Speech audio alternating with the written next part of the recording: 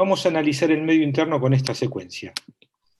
Volumen, osmolaridad, potasio y estado ácido-base. El estado ácido-base son las otras presentaciones que hacen conmigo, la de potasio no la hacen conmigo, y hoy vamos a intentar hablar de volumen y osmolaridad.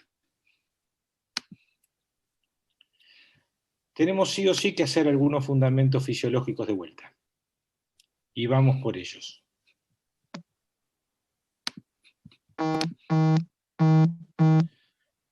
Vamos a utilizar primero que nada este esquema. Este Profe, esquema la lo vamos clase a sí usar. se está grabando. ¿Cómo? La clase sí se está grabando.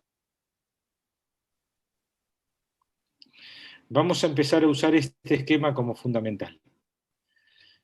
Vamos a tomar una persona de 90 kilos. 90 kilos para distribuirlo con facilidad. Y esos 90 kilos vamos a tomar como que 2/3 partes corresponden a agua. Por ende, 60 litros o 60 kilos de esa persona corresponden a agua. De esos 60 kilos, básicamente tenemos que 40 litros son líquido intracelular y 20 litros son líquido extracelular. ¿Hasta ahí vamos bien? Del líquido extracelular, 3/4 partes corresponden a intersticio y 1/4 corresponde a intravascular. No sé qué es esta raya que se puso acá, pero bueno. Entonces, tenemos 2/3 de líquido intracelular, 1/3 de líquido extracelular. Y dentro del líquido extracelular, 1/4 es el intravascular. Básicamente nosotros tomamos mediciones de este cuarto de este líquido extracelular que corresponde a esta parte del agua corporal total. Ahora, dentro del líquido extracelular tenemos un soluto principal, que es el sodio, con un segundo soluto en importancia, que es la glucosa. El potasio tiene poco rol osmótico en el líquido extracelular, mientras que en el líquido intracelular el principal osmol en juego es el potasio. ¿Vamos bien con esto? Hola. Sí, genial. Sí. Este es el esquema que vamos a usar siempre. Y este es el esquema que vamos a intentar mantener constante.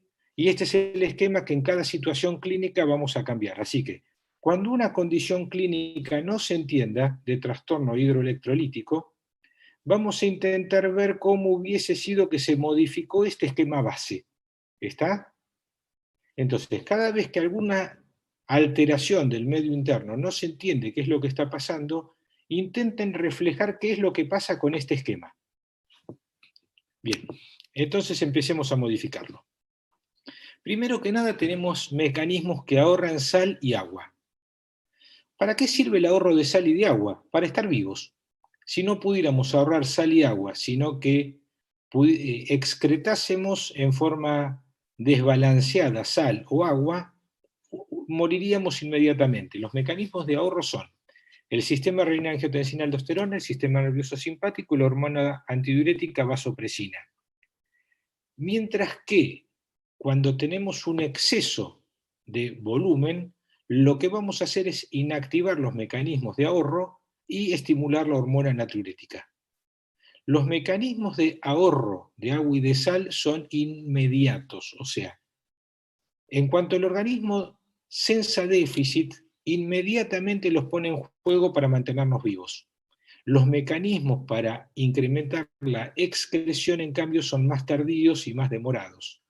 Por eso una persona que hoy sensa por una diarrea, por ejemplo, que perdió agua y sal, inmediatamente pone en juego el sistema renina-angiotensina-aldosterona, inmediatamente pone en juego el sistema nervioso simpático e inmediatamente pone en juego la hormona antidiurética. Mientras que si puso en juego esos mecanismos, compensó al paciente y ahora pasa a sensar que tiene un exceso, por ejemplo, de sal, le va a llevar un tiempo deshacerse de esa sobrecarga. ¿Cuánto es un tiempo? 2 o 3 días. ¿Se entendió este punto? Bueno, Sí, se entiende. doy por hecho que sí. Dentro de estos mecanismos hay uno medio especial que es la hormona antidiurética. La hormona antidiurética tiene una respuesta dual. ¿Qué quiere decir esa respuesta dual? Que tiene una regulación de tonicidad. Esto es una hormona que cuando sensa que hay excesiva tonicidad, guarda agua, y cuando sensa que hay poca tonicidad, libera agua. O sea, regula la excreción o reabsorción de agua libre en el riñón en base a tonicidad, con mayor o menor producción de hormona antidiurética. Pero este mecanismo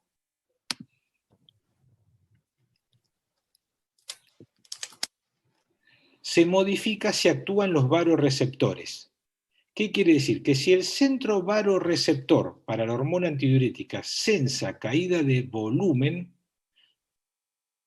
la caída de volumen está por encima de los cambios de osmolaridad. Este es un punto central en la regulación del medio interno. Si el medio interno detecta que hay falta de volumen, la hormona antidiurética responde a volumen y no responde a osmolaridad. ¿Qué quiero decir? Supongamos que el paciente tiene un déficit de sodio porque tuvo una diarrea. Tuvo una diarrea que perdió agua y sal y se le repuso agua. No se le repuso sal. El volumen sigue bajo. La osmolaridad bajó. Pero como el volumen sigue bajo, el paciente va a seguir produciendo hormona antidiurética, aunque la osmolaridad ya esté baja y debería inhibir la producción de hormona antidiurética. ¿Se entiende esto? Sí, sí. Eso es una liberación de hormona antidiurética, no osmótica, sino volumétrica. Este precepto va a ser válido para muchas situaciones de hiponatremia con exceso de volumen, que después vamos a ir viendo. Entonces, cuando la hormona antidiurética sensa que falta volumen por el mecanismo que fuera, responde a la falta de volumen y no a los cambios de osmolaridad. Entonces, la respuesta de la hormona antidiurética puede ser volumétrica u osmótica. Y dentro de las dos prima la volumétrica.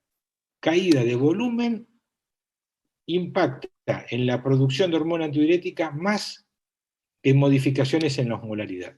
¿Está? Entonces vamos a continuar acá. Esto es cómo se produce la hormona antidiurética y cómo va cambiando de acuerdo a la curva en si hay mayor cambio osmótico o mayor cambio de volumen. Y esto es cómo actúa en el riñón. A mayor producción de hormona antidiurética, el organismo reabsorbe agua libre. En ausencia de hormona antidiurética, el organismo excreta agua libre. Esto es un grafiquito muy interesante de cómo actúa fisiopatológicamente, pero no vamos a ir más allá de esto. Ahora vamos a ver cómo se modifican en términos fisiopatológicos. Hasta acá vimos principios fisiológicos y ahora los vamos a empezar a alterar en distintas situaciones. Primero teóricas y después de la práctica diaria. Supongamos que una persona, que el mismo cuadro que habíamos arrancado inicialmente, se le aportan 6 litros de agua sola. Solo agua. Solo agua puede ser agua un poco azucarada, té, café, lo que ustedes quieran, pero solo agua, no tiene solutos. En una primera etapa, esos 6 litros de agua pura van obviamente al extracelular para absorberlos. ¿Sí? Hasta acá vamos bien. Ahora, cuando el celular se puso hipotónico, el intracelular quedó hipertónico contra ese líquido extracelular, como la barrera entre el intracelular y el extracelular no tolera diferencias osmóticas, 2/3 de ese exceso de agua fueron al intracelular. Entonces, 1/3 se quedó en el extracelular, 2/3 fueron al intracelular, y así quedó la nueva situación de este paciente. Entonces, 1/3 de los 6 litros quedaron en el extracelular. De los 6 litros solo quedaron 2. Y dentro de esos 2 litros de exceso, 3/4 partes fueron al intersticial y 1/4 al intravascular. ¿Está? Entonces, de los 6 litros que le di, solo medio litro quedó en el intravascular. 1,5 litros quedó en el intersticio y 4 litros fueron al intracelular. ¿Se entendió el cálculo? ¿O va de vuelta? Sí, se puede ir de nuevo, por favor. Le puse 6 litros de agua. ¿Sí? Vamos al anterior. Le puse 6 litros de agua. ¿Vamos bien? Sí, De los 6 litros, Sí. la membrana no tolera diferencias osmóticas, el intracelular se quedó con 4 y el extracelular se quedó con 2 por una cuestión de proporciones, son 2/3 y 1/3. ¿Vamos bien? Entonces Sí. el intracelular pasó de 40 a 44 y el extracelular pasó de 20 a 22. 4 litros de más acá y 2 litros de más acá de los 6 que le di. ¿Estamos? Sí. Ahora, de esos 2 litros del extracelular, como 3/4 partes intersticio y 1/4 intravascular, de esos 2 litros, 0,5 se los quedó el intravascular y 1,5 se los quedó el intersticio. ¿Está bien? Sí. ¿Todo claro? Bien.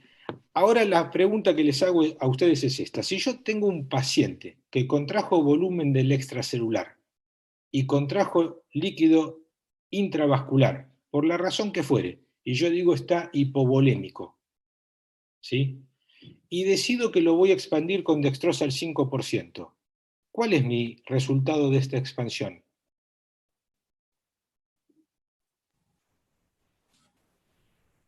Les estoy pidiendo que hagan el mismo cálculo que acabo de hacer yo.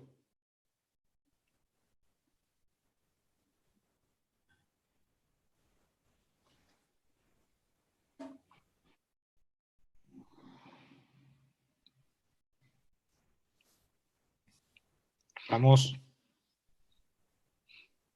¿Aumentaría? ¿Cuánto aumentaría? Em, Depende cuánto le des de líquido, ¿no? Supongamos que le doy 1 litro. 1 litro de agua porque digo, le cayó el extracelular, le cayó el intravascular, le doy 1 litro de agua. ¿Cuánto le expando el intravascular? 15 mililitros.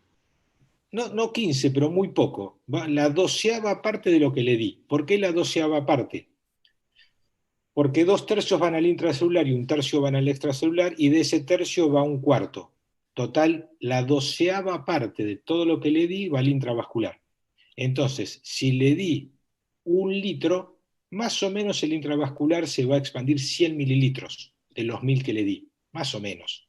¿Se entendió esto? Sí. Sí, sí. Sí, Conclusión. ahora sí.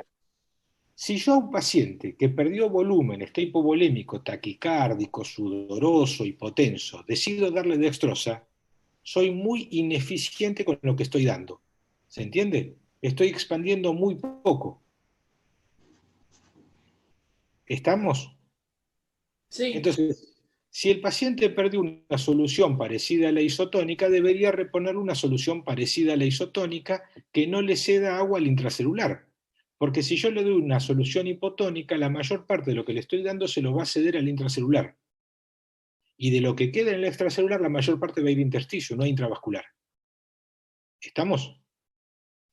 Entonces, cuando yo tengo que aporte agua, la mayor parte de ese aporte no va al intracelular, perdón, no va al intravascular, sino que va al intracelular, y de lo que queda en el extracelular, la mayor parte es en intersticio y no en intravascular.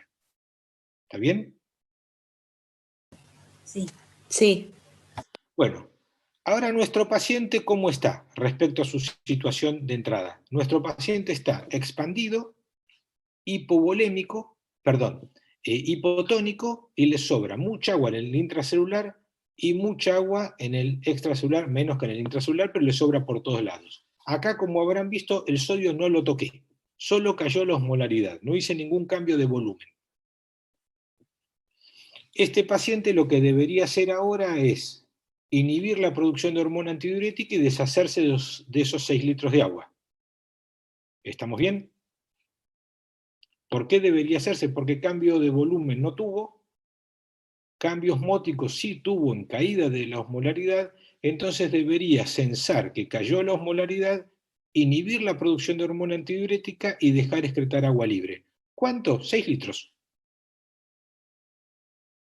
¿Vamos bien? Sí. Sí, sí. ¿Por qué podría fallar esto? Porque si no falla, no sé para qué lo estamos analizando. ¿Por qué podría fallar?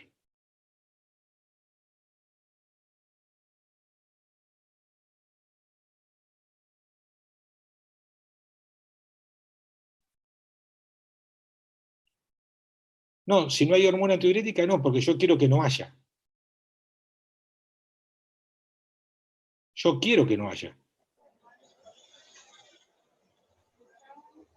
Es una cuestión de un daño renal.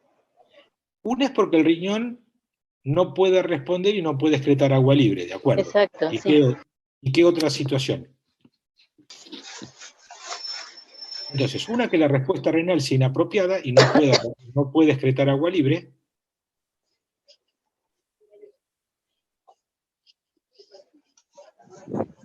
¿Cómo debería ser esa falla?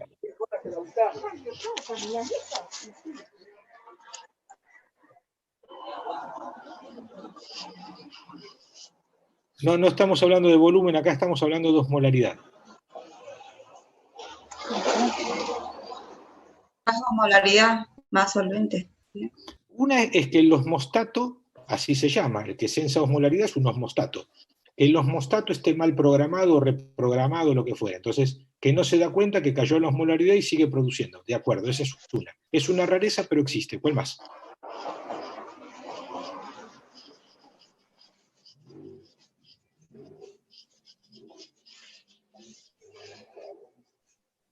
Que tenga una producción inapropiada de hormona antidiurética. Por lo que fuera, un tumor es un ejemplo. Puede ser un fármaco, un tumor, cualquier otra cosa. O sea que por alguna razón el paciente sigue teniendo hormona antidiurética alta por cuestiones patológicas. Alguna razón patológica que lo lleva a tener una producción inapropiada de hormona antidiurética. ¿Está bien? Conclusión. Hay uno que tiene un micrófono abierto con un colectivo atrás. Entonces, esto se solucionaría si yo puedo inhibir la secreción de hormona antidiurética y el riñón elimina agua libre. Y va a fallar si yo no puedo inhibir la producción de hormona antidiurética o si el riñón no responde. ¿Estamos de acuerdo? Entonces, un paciente que tiene alguna de esas dos cosas no le puedo dar un exceso de agua porque la va a retener y no se va a poder deshacer de ella. ¿Estamos bien? Seguimos. Sí. En condiciones normales se inhibe la hormona antidiurética, se inhibe la sed, se suspende el aporte de agua y se incrementa la excreción de agua libre por el riñón. Si algo de esto falla, no se va a resolver el mecanismo. ¿Estamos bien? Situación 1, resuelta porque el paciente pudo inhibir la sed, inhibió la hormona antidiurética y excretó agua libre. Si alguna de esas cosas falla, esto es, no inhibe la sed porque está loco, es un potomaníaco. No inhibe la producción de hormona antidiurética porque tiene una falla en la producción, o lo que fuera. O el riñón no está en condiciones de excretar agua libre, va a fallar en resolver esta situación. Si ninguna de esas cosas ocurre y todo está bien, se deshará del exceso de agua libre. Bien. Ahora vamos a la situación 2. El paciente solo perdió agua libre. ¿Sí? El paciente venía todo bien. Es un día de mucho calor. Te hago una consulta, buen día. ¿La calle Maipú? La que viene. Ah, gracias. Norma, por favor, ¿podés mutear el micrófono? Se escucha todo, perdón. por favor. Discúlpeme. Perdón. Bueno, vamos a la situación 2. La situación que les acabo de nombrar es ganancia de agua. La situación 2 va a ser pérdida de agua. Un paciente perdió agua, por el mecanismo que fuera. Ejemplo, estuvo muchas horas, un día de calor fuera de la casa, no incorporó nada, perdió agua más de la que ganó. Hizo un balance negativo de 6 litros de agua, que es mucho. Bueno, los 6 litros de agua, si bien podrían ser del extracelular en su primera etapa, por un mecanismo similar al anterior, pero absolutamente inverso, que el más pierde es el intracelular. 2/3 lo pierde el intracelular, 1/3 lo pierde el extracelular, y de ese tercio que pierde el extracelular, 1/4 lo pierde el líquido intravascular. O sea, si bien hay una pérdida, el intravascular tiene mucha menos pérdida que la pérdida total. ¿Sí? La 12ª parte de lo que se perdió, si quieren el 10% para hacerlo redondo. O sea, de los 6 litros en total que perdió, que es un montón, solo 600 mililitros, término medio, lo perdió el intravascular. Todo el resto lo perdió la mayor parte del intracelular. ¿Cómo deberíamos corregir esta situación?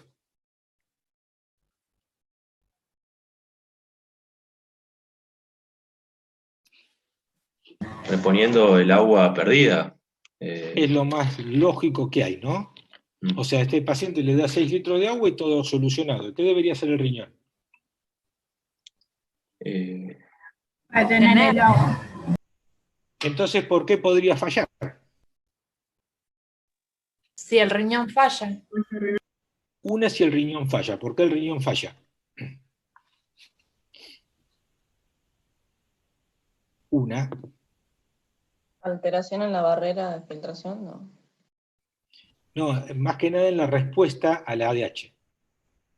Eso se llama diabetes insípida. Nefrogénica, si es del riñón, o central, si es por producción de hormona antidiurética. Entonces, insensibilidad del colector a los receptores claro, exactamente. para exponer en la membrana las acuoporinas.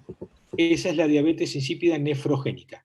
Entonces, por diabetes insípida central o nefrogénica, ¿y por qué otro mecanismo podría fallar esto? Por la neurogénica.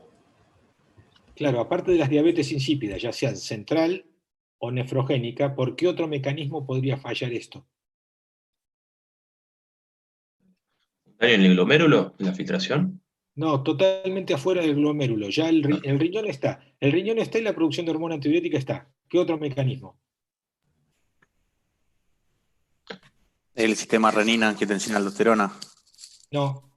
¿Cómo era? Miren, vamos de vuelta para atrás. ¿Cómo resolvían esto? ¿Me dijeron? Agregando agua. Ajá, entonces...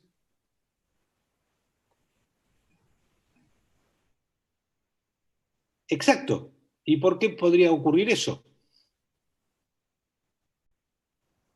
Esa es una. ¿Y cuál otra?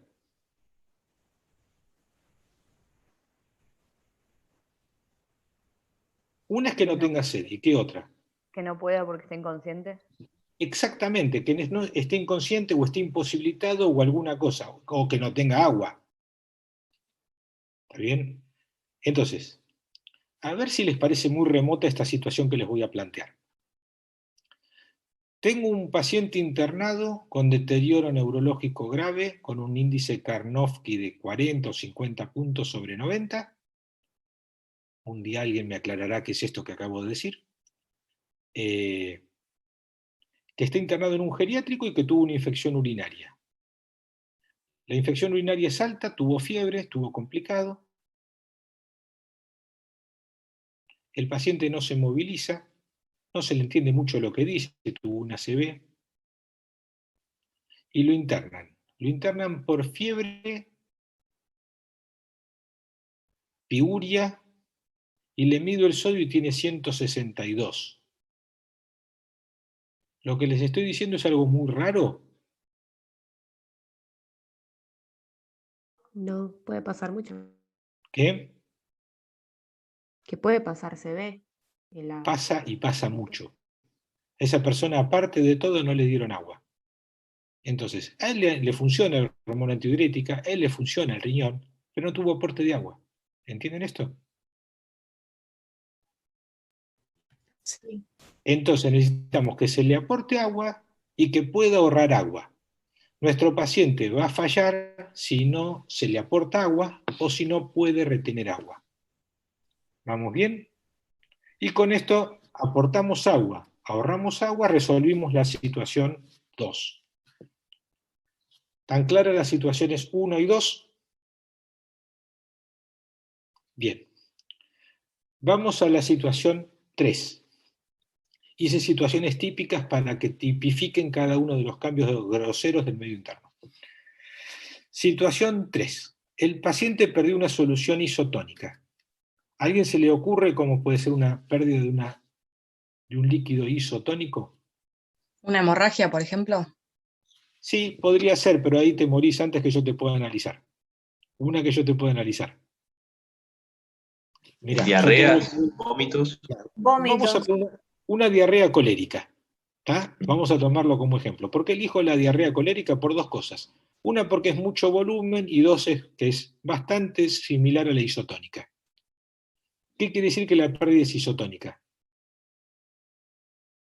Que se pierde una tonicidad muy parecida al del líquido extracelular. Más o menos. ¿Y eso cómo lo entiendo en una diarrea? Una diarrea. Que es una diarrea sanguinolenta también, ¿no? Sí, No, en este caso es isotónica, no tiene una gota de sangre. Ah, ok. No, la diarrea es profusa ahí. Y pierde Diarrea electrolitos. profusa. Claro. Entonces, la materia fecal tiene dos grandes componentes: los líquidos y los sólidos, o las fibras y todo lo demás. Ahora, lo que es agua de materia fecal, yo puedo medirle osmolaridad, le puedo medir o calcular cuánto tiene de sodio, potasio y demás. Si eso se parece a la concentración plasmática, pongamos, tiene 70 de sodio y 50 de potasio, 70 más 50 igual 120. Se parece mucho a la del plasma. Ahora, si tengo 7 de sodio y 5 de potasio, tengo 12, muy lejos de la del plasma. ¿Estamos de acuerdo? Ahora, supongamos que nuestro paciente pierde una cantidad importante de sodio y de potasio por materia fecal y tiene 6 litros. Ejemplo, cólera. Entonces, nuestro paciente perdió 6 litros de solución isotónica. ¿Sí? ¿Vamos bien? Situación 3. Lo perdió del extracelular. Sí, estamos de acuerdo. ¿Vamos bien? Sí. Hola. Sí, sí. Sí. ¿Qué compensación tiene desde el intracelular?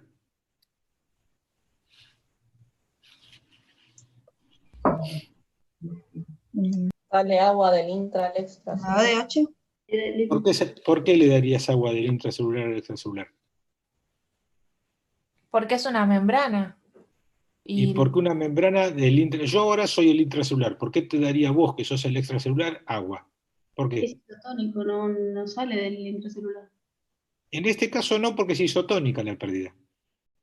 Ah, ok. Se cambia agua si es hipertónica o hipotónica, pero acá como es isotónica yo no tengo por qué darte agua. ¿Entendés? Sí. O sea, la pérdida es toda tuya. Y el paciente tendría sed porque se activarían los El paciente tiene ganas de morirse en esta situación y si yo no intervengo rápidamente se va a morir. ¿Entienden eso? Sí, sí. Ahora, el intracelular está intacto. Como la pérdida fue líquido isotónico, el intracelular dice, a mí, ¿por qué me vienen a ver? Es todo problema de ustedes, todo extracelular. Yo no les pienso dar nada. ¿Está? Entonces, la pérdida es toda del extracelular. ¿Sí? No, porque no hay ningún cambio osmótico. Yo perdí una solución isotónica. No hay diferencias osmóticas. Entonces, primero estimulo para dejar de perder sistema renina-angiotensina-aldosterona, sistema nervioso simpático y hormona antidiurética. El paciente se taquicardiza, tiene sed, vasoconstricción, retiene agua y sal, pero sí o sí le tengo que reponer una solución isotónica. O sea, Exacto. perdió 6 litros de solución isotónica, le tengo que reponer 6 litros de solución hipotónica e isotónica. ¿Está bien? Y con esto se restablece, es así de sencillo. ¿Se entiende? Sí, se entiende. Sí. Y le das isotónica para después no desregularse, porque si no se desregularía si le pones una hipertónica, ¿no? Consulta. Hipertónica. Sí, yo le doy una hipertónica, no, y bueno, no, pero no, por ahí me equivoqué en lo que quise plantear. O sea, si yo le doy algo con, claro, o sea, haría que tenga pérdidas también, porque tiene que ser igual lo que se compensa, ¿no? Mirá, lo de dar hipertónica en hiperresucitaciones se lo ensayó muchas veces. No te voy a decir que sería una alternativa, pero quizás lo sea. Pero se entiende que no le puedo dar hipotónica, ¿no? Sí, hipertónica se entiende que no se puede dar. Vamos de vuelta, todos. Claro. Porque ahí le sacarías a la célula. Pero se entiende bien. Sacarías, ¿no? claro, la osmolaridad. Se entiende. Claro, sí, por eso. Sí, después lo Todos, Vos pensé. tratás de compensar lo que se pierde, entonces le pones Todos, la por misma favor, ¿se solución. entiende? Sí. Sí. ¿Todos? Sí. ¿Todos? Sí. Entonces, Sí. ¿pueden dejar de darle a los que tienen diarreas 7-Up, té y todas esas pavadas? Sí, doctor. ¿Sí? ¿Me prometen que lo van a hacer? Si ustedes me prometen Prometido. eso, ya en la clase de hoy fue un éxito. La Gatorade es hipotónica, pero entre Gatorade y 7up te acepto la Gatorade. O sea, lo que les estoy pidiendo es que a las pérdidas de soluciones isotónicas le repongan soluciones con agua y sal. Bien. ¿Todos entendieron? Doctor, Sí. Sí. el Me tema quedo acá, no hay de... problema, porque quizás sea lo más importante de todo, porque van a salvar muchas vidas o los van a matar ustedes. El tema de agregar dextrosa o algo azucarado al suero o al cloruro de sodio o al agua y sal que se le reponga, ¿es por el cotransportador? O sea, pero eso requiere que funcionen bien todos los transportadores intestinales para absorber bien. Punto 1, ¿me estás hablando en reposiciones parenterales o enterales? Cualquiera de las dos. O sea, obviamente que No, si es Bien. Te analizo por enteral separado va a una y otra. requerir la absorción del intestino, pero si no. Te respondo una y otra. Hasta que vos hayas repuesto volumen y hasta que digas, ahora estoy bien de volumen, si querés, dale solución isotónica de cloruro de sodio o Ringer lactato, la que vos prefieras, y le podés agregar glucosa a esa solución. No le des dextrosa en agua. ¿Estamos de acuerdo? Ok. Ahora, la solución enteral podría tener azúcar o un glúcido. Ejemplo, la solución más sencilla de preparar para una diarrea es el arroz molido con sal.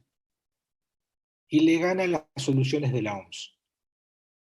Porque es astringente y repone calorías, sales y agua. ¿Cómo se hace una solución de arroz? Es mucho más barato y más fácil. Se hiperhierve el arroz por mucho tiempo y se le da eso. Y el arroz que queda hipercocido se lo muele. Es una solución muy fácil de preparar en todo el planeta. ¿Está? Sí. Y es muy segura. Se va a cortar en 2 minutos. Cuando se corte, reabro con la otra. Fíjense el título. Dice, situación, pérdida de 6 litros de solución isotónica, respuesta normal porque le repusimos volumen isotónico. ¿Se entiende? ¿Lo ven bien?